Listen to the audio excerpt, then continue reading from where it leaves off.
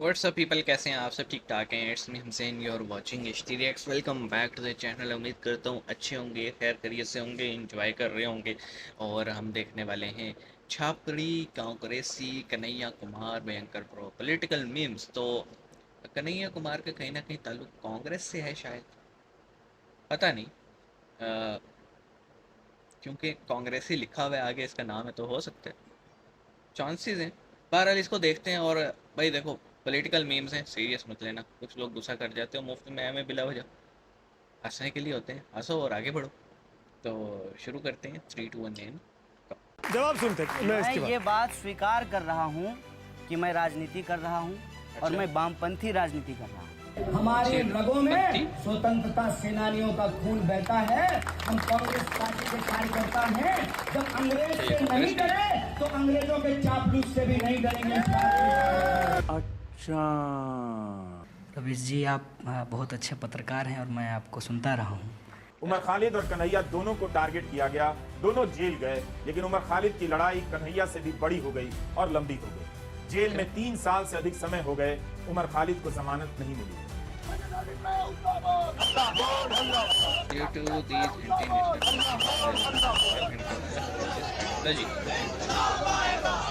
Plus same जुर्म, एक को मिल गई एक को नहीं मिला।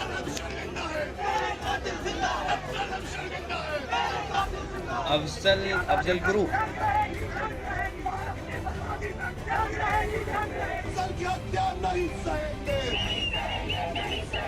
कितने अफजल मारोगे? कश्मीर के नौजवान संघर्ष करो,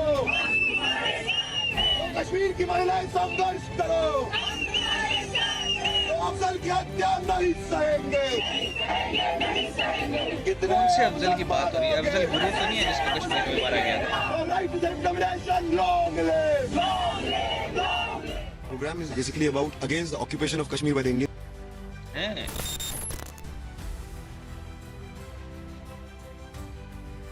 अब उसी उत्तर पूर्वी दिल्ली में उमर खालिद का एक साथी गरजने लगा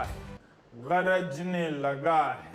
मनोज तिवारी कुछ भी कर लें, चुनाव जीत भी जाएं, मगर बोलने में कन्हैया का मुकाबला नहीं कर पाएंगे। क्योंकि हम लोग सच में लोकतांत्रिक लोग हैं, सचमुच का संविधान में भरोसा करते हैं। अबे साले, कि जेएनयू कैंपस के अंदर जो लड़ने वाले लोग हों, चाहे वो अनिर्बाण हो, चाहे वो चाहे अनंत हो, आशुतोष हो, चाहे कन्हैया हो, चाहे आप सब में से कोई हो, उसके देशद्रोही पता करके जेएनयू के आवाज को दबाना, जेएनयू को डिलेजिटिमेट करना, इस संघर्ष को खत्म करना। लेकिन हम उनको कहना चाहते हैं कि इस संघर्ष को तुम दबा नहीं पाओगे। ओसामा का जो प्रकरण हुआ, उस प्रकरण की सच्चाई आप सब लोग जानते हैं। आज तक नहीं पता लग पाया कि प्लेन क्रैश होने के चलते उतनी बड़ी बिल्डिंग गिर क्यों गई। एक रिपोर्ट आया था, डॉक्यूमेंट्री में मैंने यूट्यूब पे देखा कि सिर्फ प्लेन क्रैश होने से उतनी बड़ी बिल्डिंग गिर नहीं सकती। वो बिल्डिंग गिरी नहीं, गिराई गई है। पहले उसको खड़ा किया गया यूएसएसआर के खिलाफ, फिर उसको मारा गया पूरी दुनिया को यूनाइट करने के लिए। सारे शहीदों को शहादत का दर्जा दिया जाए और जो इनको शहीद बना रहे हैं उनके खिलाफ जंग छेड़ी जाए। मैं कहता हूं कि जिनको नक्सली बताकर मारा जा रहा है वो भी शहीद है। ओ भाई साहब, ये क्या आइटम है? ये कन्हैया कुमार बेसिकली ये क्या करेक्टर है? इतनी तो मुझे समझ में आ गई, इसका ताल्लुक जेएनयू से है और सीए और वो आपको याद होगा 2-3 साल पहले बहुत कुछ हुआ था शाहीन बाग में, क्या क्या हुआ था सबको पता है। उस टाइम पे जेएनयू स्टूडेंट जो थे वो आगे थे। अब उन्हीं में एक था शायद उमर खालिद। अच्छा, उमर खालिद ने जनाब कोई ऐसे एंटी नेशनल स्लोगन्स लगाए कि उस पर टेररिज्म के चार्जेस लगे और वो है जनाब अंदर।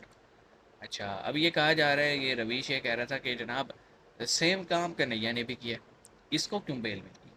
मतलब तुम चाह रहे हो कन्हैया भी अंदर हो, ये तुम उसका सपोर्ट कर रहे हो या तुम उसके खिलाफ हो?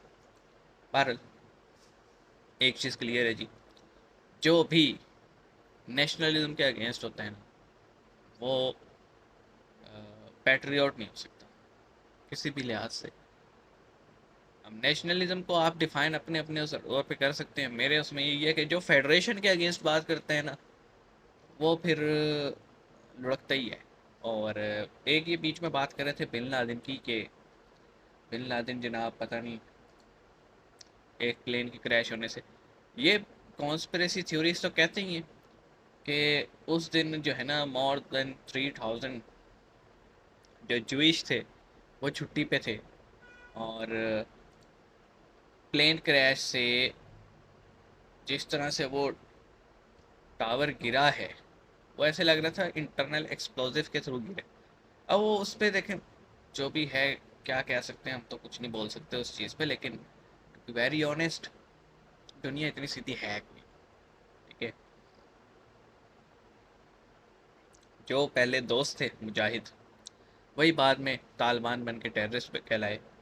तो कई ऐसे मुल्क हैं, जैसे एक दिल जले फिल्म पे एक डायलॉग है ना, वो एक पाकिस्तानी जर्नल उसमें दिखाते हैं कि इन लोगों को हम ही बनाते हैं, हम ही इस्तेमाल करते हैं और काम पूरा होने पे हम ही ख़त्म करते हैं। तो ये टेररिज्म का कुछ ऐसा ही हाल होता है, पहले ये अच्छे होते हैं, बाद में ये बुरे भी हो जाते हैं। बहरहाल आप इस पे क्या कहेंगे कमेंट सेक्शन में बताइएगा। मिलेंगे, अपना ख्याल रखिएगा। सी यू गाइस।